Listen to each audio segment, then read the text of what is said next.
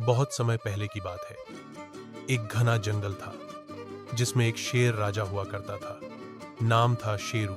वह जंगल का सबसे ताकतवर जानवर था, लेकिन साथ ही बहुत घमंडी भी। मैं ही जंगल का राजा हूं, मेरी ताकत के आगे कोई टिक नहीं सकता, वह अक्सर गरजता।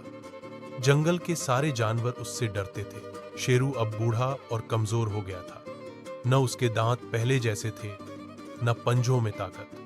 शिकार करना भी मुश्किल हो गया। अब शेरू भूखा रहने लगा, लेकिन उसका अहंकार अब भी वैसा ही था। फिर आता है गीदड़। नाम था चीकू।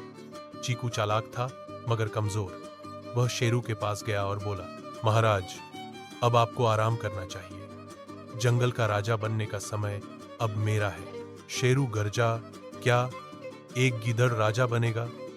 जंगल का राजा सिर्फ शेर होता है। चीकू मुस्कुराया, लेकिन महाराज, अब आप कमजोर हो चुके हैं।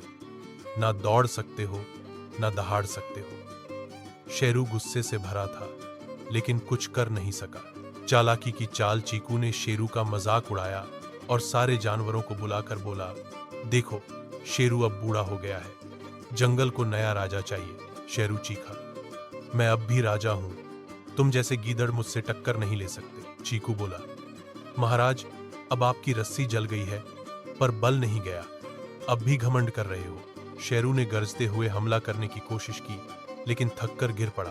अंत में शेरू को अपनी गलती समझ में आई, लेकिन बहुत देर हो चुकी थी। सारे जानवर चीकू को जंगल का नया नेता मान चुके थे। सीख अहंकार जब जरूरत से ज्यादा हो तो इंसान अपने बुरे समय में भी खुद को बड़ा समझता है। लेकिन जैसे कहते हैं, रस्सी जल गई पर बल नहीं गया, वैसे ही शेरू का घमंड भी आखिर तक बना रहा।